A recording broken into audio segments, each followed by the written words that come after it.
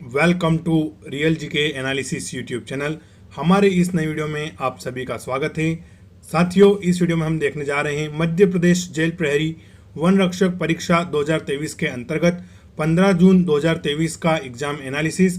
15 जून 2023 को आपसे जितने भी क्वेश्चंस पूछे गए दोनों शिफ्टों में, उनका यहाँ हम काफ़ी अच्छे से डिस्कशन करने वाले हैं और सारे ही हमारे जो क्वेश्चंस हैं वो बिल्कुल ऑथेंटिक और परीक्षा में आए हुए प्रश्न हैं। तो चलिए हम वीडियो शुरू करते हैं और डेट आप इधर बिल्कुल याद रखेंगे 15 जून, जिसमें हमने सेकंड शिफ्ट और थर्ड शिफ्ट दोनों के क्वेश्चन इसमें शामिल किए हैं।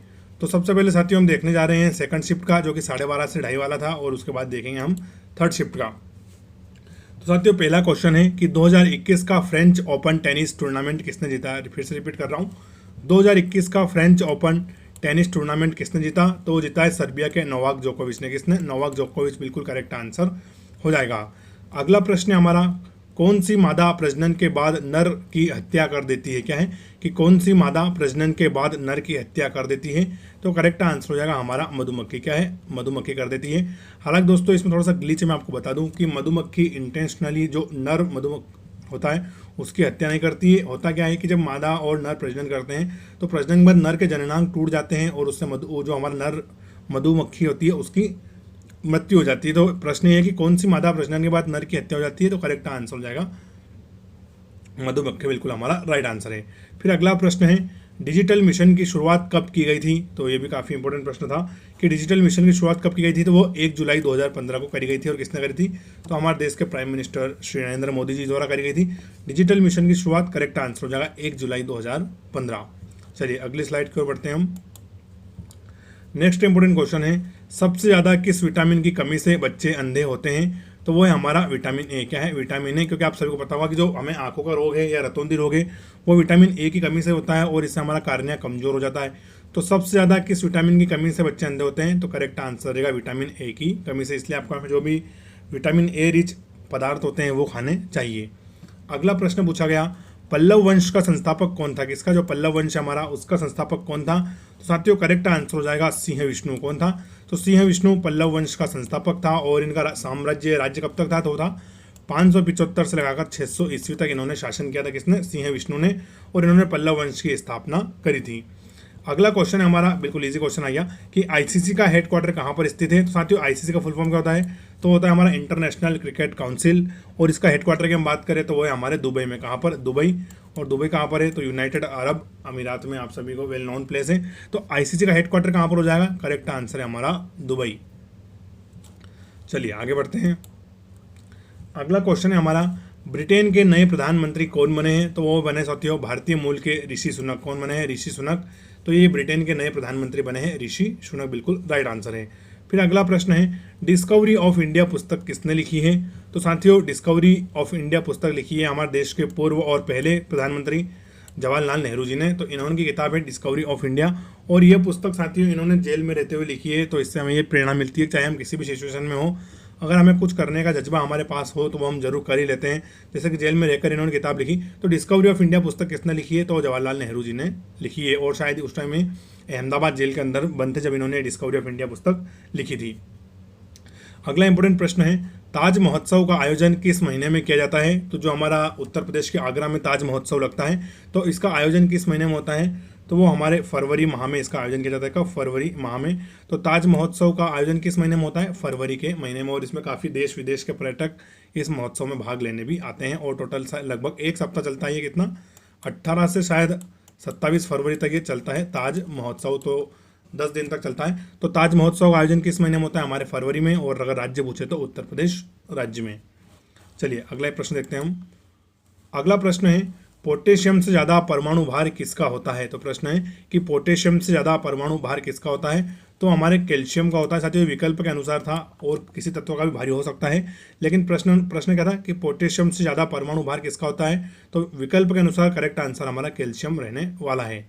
फिर अगला प्रश्न है, अल्पसंख्यक कार्य मंत्रालय द्वारा कौन सी योजना शुरू की गई है। तो जो देश का अल्पसंख्यक कार्य मंत्रालय है इसके द्वारा कौन सी योजना शुरू की गई है। तो करी गई है उस्ताद योजना। कौन सी? उस्ताद योजना, बिल्कुल हमारा करेक्ट आंसर हो जाएगा। अगला प्रश्न है, चापानेर पावागढ़ को किस वर्ष यूनेस्को में शामिल किया गया? यहाँ मैं पावागढ़ लिखना भूल गया।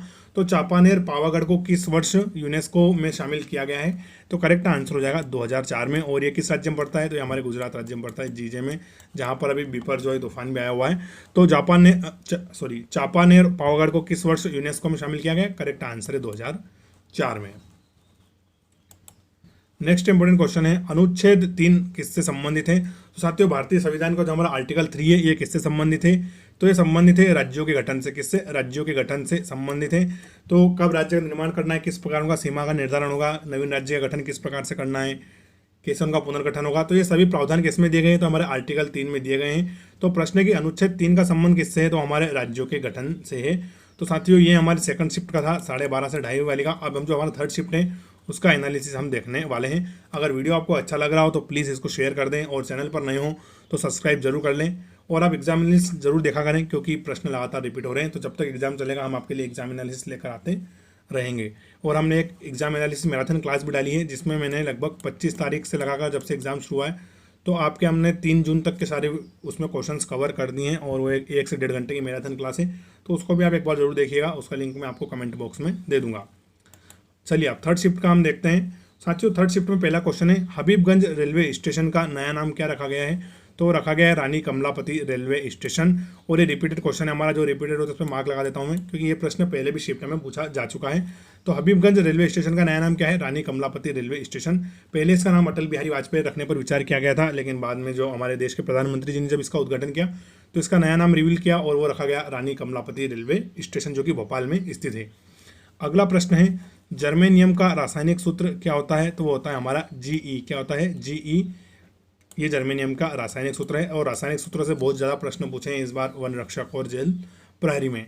अगला प्रश्न हमारा इंपॉर्टेंट है जियोग्राफी का, सौर मंडल में कितने ग्रह हैं? तो बहुत ईजी है देखा जाए तो सौर मंडल में कितने ग्रह हैं साथियों? तो टोटल हमारे 8 ग्रह हैं। पहले 9 हुआ करते थे, लेकिन जब से प्लूटो को ग्रहों की श्रेणी से हटाया है तो हमारे सौर मंडल में 8 ग्रह हो गए हैं। और ग्रह कौन कौन से साथियों? तो वो है हमारा बुध ग्रह, फिर शुक्र, पृथ्वी, मंगल, बृहस्पति, शनि, अरुण और वरुण, जिसमें से शुक्र और पृथ्वी को क्या बोलते हैं? जुड़वा बहन या जुड़वा ग्रह भी बोलते हैं। और मंगल ग्रह को तो आप सभी पता होगा, हमारा मिशन मंगलयान 2000 के नोट वाला, जो कि अब हमारे बीच में बहुत जल्दी नहीं रहने वाला है। तो टोटल हमारे 8 ग्रह कौन से हैं? तो बुध, शुक्र, पृथ्वी, मंगल, बृहस्पति, शनि, अरुण और वरुण। तो कितने ग्रह हो जाएंगे? 8 ग्रह हो जाएंगे। करेक्ट आंसर है हमारा। सौर मंडल में कितने ग्रह हैं? तो 8 ग्रह। फिर अगला प्रश्न साथियों हमारा, 2023-24 के लिए मध्य प्रदेश का कुल बजट कितना है? तो वो है 3,14,025 करोड़ रुपए। और ये भी हमारा रिपीटेड क्वेश्चन है, ये रिपीटेड मार्क लगा दिया मैंने। तो 2023-24 के लिए मध्य प्रदेश का कुल बजट कितना हो जाएगा? तो 3,14,025 करोड़ रुपए हमारा टोटल बजट रहने वाला है। अगला प्रश्न है, ध्वनि कहाँ से गमन नहीं कर सकती है? तो जो हमारी ध्वनि है वो कहाँ से गमन नहीं कर सकती है? तो करेक्ट आंसर हो जाएगा निर्वात से। किसको? निर्वात में साथियों ध्वनि गमन नहीं कर सकती, क्योंकि ध्वनि को एक स्थान से दूसरे स्थान तक जाने के लिए किसी माध्यम की आवश्यकता होती है, और निर्वात में कोई माध्यम नहीं है। तो प्रश्न है कि ध्वनि कहाँ गमन नहीं कर सकती? करेक्ट आंसर रहेगा हमारा निर्वात में। अगला प्रश्न है, विश्व हाथी दिवस 2022 कहाँ पर मनाया गया? तो साथियों ये पेरियार केरल में मनाया गया। कहाँ पर? पेरियार केरल में मनाया गया हमारा विश्व हाथी दिवस 2022, बिल्कुल करेक्ट आंसर। अगला प्रश्न है, दाब का एसआई मात्रक क्या है? तो वो है हमारा पास्कल। क्या है? दाब का एसआई मात्रक हो जाएगा हमारा पास्कल, और इसको हम पीए से दर्शाते हैं, तो आप देख लीजिएगा। तो दाब का एसआई मात्रक क्या हो जाएगा? पास्कल, बिल्कुल करेक्ट आंसर है। अगला प्रश्न है, बेरिलियम का रासायनिक सूत्र बताइए? तो वो है हमारा बीई। क्या है? बेरिलियम का रासायनिक सूत्र, करेक्ट आंसर हो जाएगा हमारा बीई। फिर अगला प्रश्न है, बल का एसआई मात्रक क्या होता है? तो होता है हमारा न्यूटन। क्या होता है? न्यूटन। तो एसआई मात्रक से प्रश्न लगातार परीक्षा में आ रहे हैं, जिससे भी यहाँ पर पूछ लिया दाब का एसआई मात्रक, और अब यहाँ पर पूछ लिया बल का एसआई मात्रक।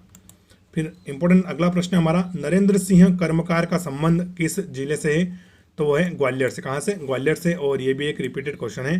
तो नरेंद्र सिंह कर्मकार का संबंध किस जिले से? ग्वालियर, बिल्कुल करेक्ट आंसर हो जाएगा। अगला प्रश्न है, इनमें से किसे शांति का नोबेल पुरस्कार मिल चुका है? तो साथियों विकल्प के अनुसार करेक्ट आंसर है हमारा कैलाश सत्यार्थी जी को। किसको?